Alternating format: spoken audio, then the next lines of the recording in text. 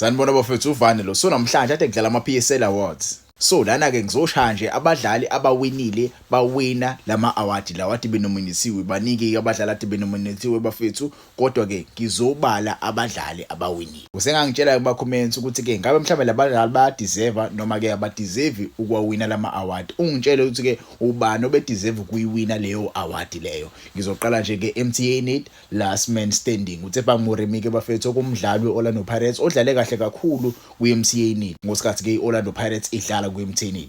Bengayinikeza mina ngokwami usibelebele le award but ke naye uMoremi umjida ke udlale kahle kuyona leya competition. So it's hard for me to choose ukuthi ke ubani ngamnikeza but ke sibelebele was a good player naye umjida bengisengamnikeza. It was up to the panel ukuthi ke banikeze abantu ama-award bavotile ke abavotayo base ke baphuma nayo uTshepo Moremi as the winner owine i-last man standing nge-MTN. Masukuthi ke umbekezile Mbukazi uthole i-player of the tournament ye-Carling knockout. I remember umbekezile Mbukazi was still playing for Orlando Pirates when we won a-Carling knockout. So umjida ke uyena oyitholile inina i-award wadlala kahle kakhulu wayisiza Orlando Pirates. If you remember the goal he scored le Orlando eseduze ne-center line. Ngempela umjida ubeyideserve ukuyithola le award. Masukuthi ke iNedbank Cup most promising player of the tournament okubani na okuseluleko Mahlambi umjida ke uyena oyitholile le award. Lekuthiwa ke uthole imali engango 50,000 imali yangempela ke leyo. Le top umjida ngempela uzokwazi ke asebenze kule season le akwazi ke akhuphule indlela abedlala ngakhona la season because baningi amathima amfunayo kodwa ke uze ke ufuno ngempela uzothengwe kumele nawe ukhuphula izinga lokudlala. Masukuthi ke sisakuyona nje iNedbank Cup ke bafethu player of the tournament kube uDarren Kit uhambe nemali engawo 130k. Imali enhle kakhulu le njoba nje uDarren Kit esekhethe nje ukuthi ke athathe umhlala phansi le top umjida uzoyidla kahle imali yakhe esesese umhlala phansi. Wadlala kahle kakhulu wayisiza iDurban City ukuthi ke ifike kwifinal izikwazi ukuthi ke isithathe isicoco. If you remember umjida wayisiza kakhulu uma kushawa ama penalty nje uyena umuntu ke owayisiza bawine. Mase siza kwe-DDC bafethu i-top goal scorer ye-DDC kuba uBennett Mugwena umjida ke udlale kahle kakhulu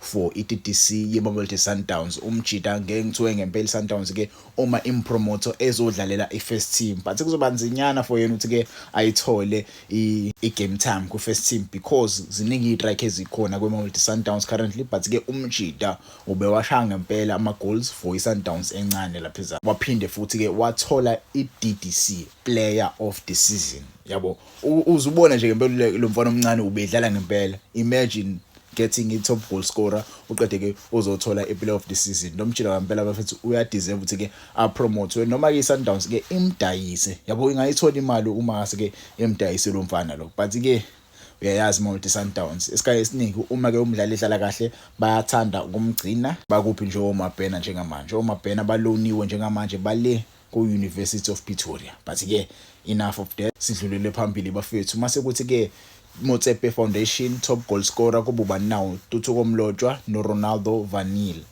uNtuthuko udlalele iLerumo mase kuthi ke iHungry Lions kuba umdlali wayo uRonaldo Vanille. Sisakuyona nje bafethu Motsepe Foundation Championship ubani na uGabriel Amatho umdlali obefuna Mamelodi Sundowns uyena othole young player of the season uyena othole young player of the season. Nomjida bafethu uyadlala ngempela lapha eswini uyena umdlali lo obefuna Mamelodi Sundowns yasi ke Cape Town City cha kumele ukhiphe imali yangempela ukuze ke umthole lo mdlali lo.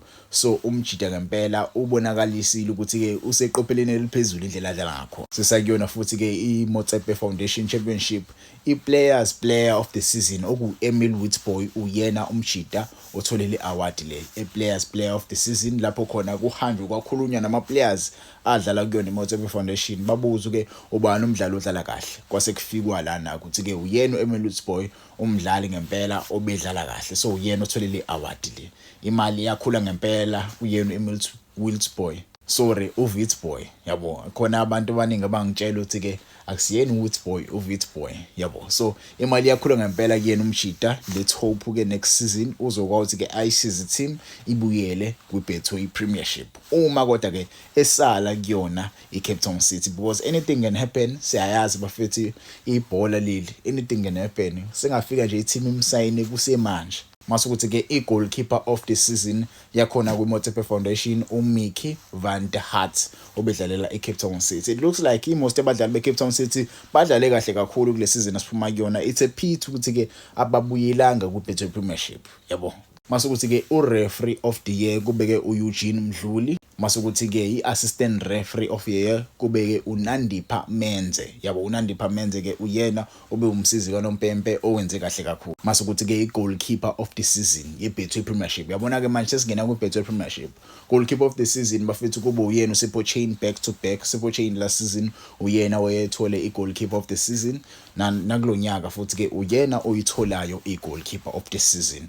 Engabeke uzokwenza yini ke kuze kuba amahlandla amathathu kulandelana siyesazi. I think angikaze ngikubone kwenzeka before sibona ugoalkeeper ethola sekwenzeka yini ngangitshela ama-comments mhlawumbe ke yimi ungajwayele ukwanaka kakhulu ama-award, but ke sekwenzeka lapho khona sibona ugoalkeeper sewathola kuze kuye kathathu ama-goalkeeper of the season. Mhlambe ku-Williams sekawakwenza because uWilliams usehlele kakhulu eyiwine i-league with iMamelodi Sundowns. Masukuthi ke i-defender of the season kube umdlali we-Orlando Pirates okuwuLibone Siyema. Umjida ke udlale kahle kakhulu kule season esiphuma kuyona. Ngempela ubeyideserva, yabo, ubeyideserva ngempela. Ngifunda ukuqamba amanga umjida ngokwami ukube-ke akayitholanga noSibisi nawo ubeyideserva, but ke yena uLibone Siyema hayi angifunda ukuqamba amanga. Masukuthi ke i-midfielder of the season quite controversial ukuthi ke abe khona la yena uSwina Police, but ke uyena oyitholile le award le. Mina ngokwami bengam-nominate uTalente Bathu ukuthi ke abe khona la.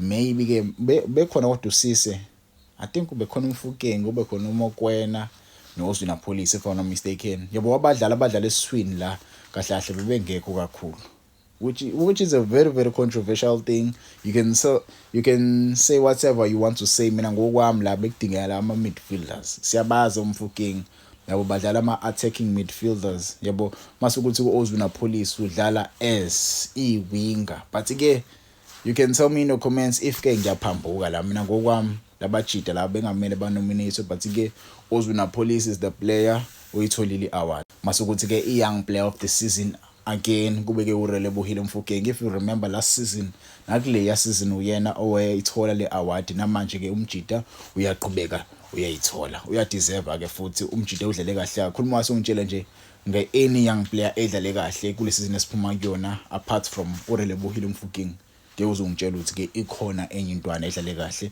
ukudlula uMfukeng. Masukuthi ke i-goal of the season silibone kuCameron Danson lapho khona escora against iMamelodi Sundowns, okwakuyigoli elihle kakhulu. Ngiyakhumbula ke lela goal bafethu lapho khona eshaya iGrip Down. Masukuthi ke othole i-award kaLeslie Manyathela ubani na uJunior Dion okuyi-striker sanina seGolden Arrows. Masukuthi ke i-Betway Premiership coach of the season kube uAbdeslam Wadu okucoach ucoacha iOrlando Pirates. Uyadeserve impela ukuthi ke athole i-coach of the season. Ucoach ke uphule ama-records amaningi kule season esiphuma kuyona, wawina i-treble with iOrlando Pirates. Masukuthi ke i-Betway Premiership player of the season kwaba ke uRelebohile Mfukeng wayo iOrlando Pirates. Orlando Pirates ke bafethu it looks like ibi-dominator kuyona lenina lama awards. Masukuthi ke i-Chairman's Award ke inikezwe uJaden Adams. Chairman ke bafethu bezwisa amazwi enduduze kumndeni wakhe ubani na uJaden Adams, wathi ke akayithole le award le. Ngathi ke yangalala ngokuthula yena uJaden Adams le weekend esiphuma kuyona kade ke beyumfihla. Masukuthi ke i-award yokugcina yosuku itholwe umdlali weOrlando Pirates, iPSL Footballer of the Season, kwaba ubani na, kwaba uRelebohile Mfukeng. Ngiwona ke lawa ama-award bafethu esiwabonile namhlanje. You can tell me in the comments ukuthi ke ikuphi la ubone khona ukuthi ke ngawuthi ke akubanga khona fair. Mina ngokwami I think it's the midfield of the season. Midfield of the season, it is a very controversial category, and the nominees who were nominated there, I feel like they were not midfielders. Yabo, some of them, they were not midfielders. Yabo, you can make your case regarding those who were nominated, but mina ngokwami players like abo Talente Mbatha, players like abo Isaac Cisse were supposed to be nominated there, yabo, to make it fair, because those are the guys who play in the middle. Yabo, those are the guys who play in the middle, who showed up well last season. Right now, Isaac Cisse went to Belgium because he was playing very, very good for Golden Arrows in that medal, you see. So when I'm you can tell me in the comments, how do you feel regarding the awards?